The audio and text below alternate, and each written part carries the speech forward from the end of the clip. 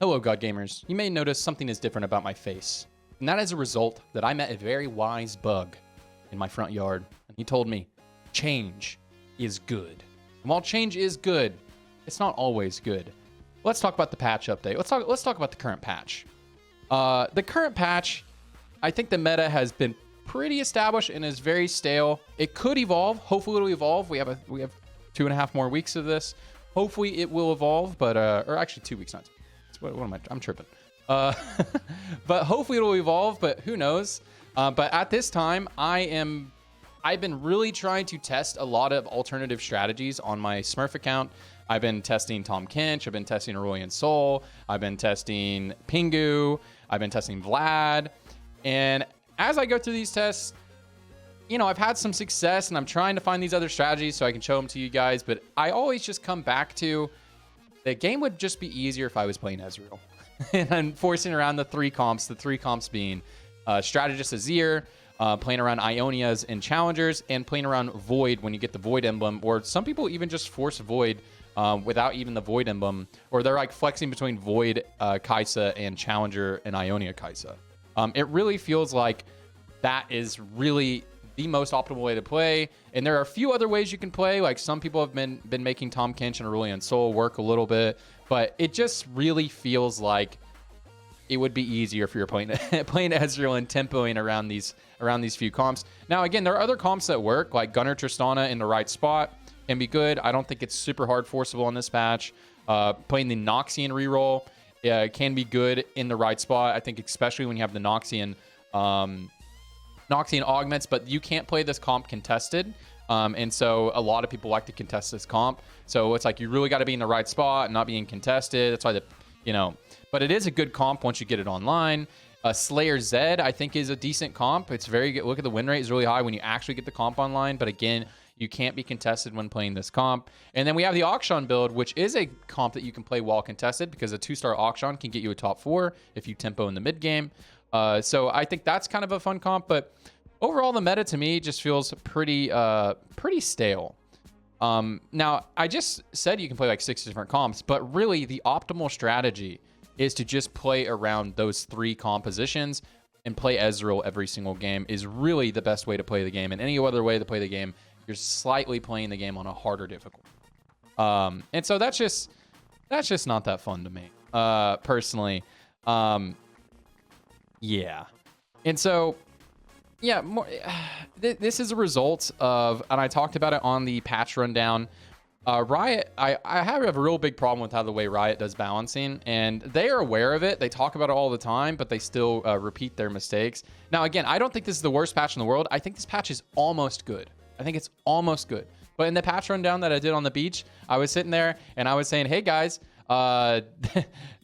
we're going into an AP meta. This is they're really making the AP stuff very strong, and so it didn't manifest in the way that I thought it would. You know, Invokers were a lot weaker than I thought they would be on this patch, and then I thought Sorks would be a lot stronger. Sorks are strong. It's just that you're contested for Lux by the Azir players. So Sorks are strong, but you're just probably better off trying to play the Azir build. If not, you're just gonna be contested anyways for the Lux. So how did this happen? It is like I talked in the patch rundown. They buffed every single AP item except for Death Cap, and then they nerfed Aphelios for really no reason. I have no idea why they nerfed Aphelios. And then they nerfed Zeri in like 16 different ways, man. Like I don't know why they do this every time. They just like to flip-flop the meta. They don't want to do that. And so I think this could be a really good patch if, like, we would still be playing Ezreal every game, but I think this patch would be really good if you could flex between the 4-cost AD carries. Now you can. I know a lot of people watching this video, but I've had success doing it. I could do that. Yeah, all right.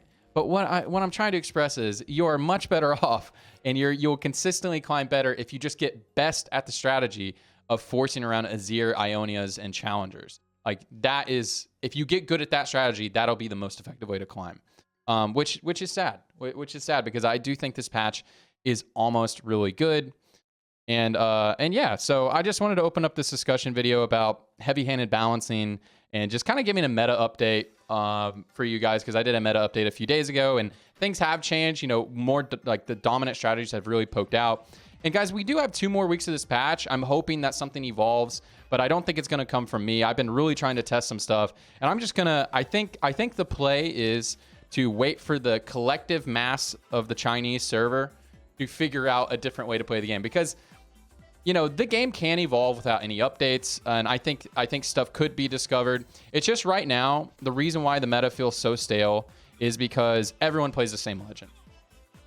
And Ezreal really, since they added gold to his augment, it changes how you play the game. So like we saw in the Draven patch, Draven is a unit that changes how you play the game, or is a legend that changes how you play the game. You have to play up-tempo style, right? And Ezreal has a very similar effect that if everyone's taking Ezreal, now the tempo isn't quite as insane as Draven patch. That Draven patch was wild. Not quite the same, but if you have a strong early game, you're going to play really strong stage 2. If you don't have a strong early game, and you're playing Ezreal, well, you're still going to be decently strong. You have those items, and you're able to make a lot of gold. You don't have to play that high tempo. You can play kind of low tempo, and then you just get a really fast 7 on stage 3. And right now, it really feels like mid game is non-existent. It reminds me of most of Set 4's early meta. If you guys are a boomer and played in Set 4, most of Set 4's meta early on was you completely skip stage 3 and level. I think at that time, yeah, you would skip stage 3 and level 6. You would just straight up skip it, and then you would roll on 7, and you would just roll to 0, a donkey. And if you're in a very insane spot, you can go fast 8. But it's just really hard to go fast 8 on this patch, even when you're in a good spot, because if you're trying to force around the most effective strategies being Strategist, Azir, the Ionian Challenger flex type of thing, Void type of stuff, it really feels like even when you're in a winning position, you're probably better off just rolling 0 on 7 unless you're really far ahead, which is really weird. And this isn't just like what I've gotten from my gameplay. I've been watching a lot of like Kuram, been watching a lot of Soju, been watching a lot of that.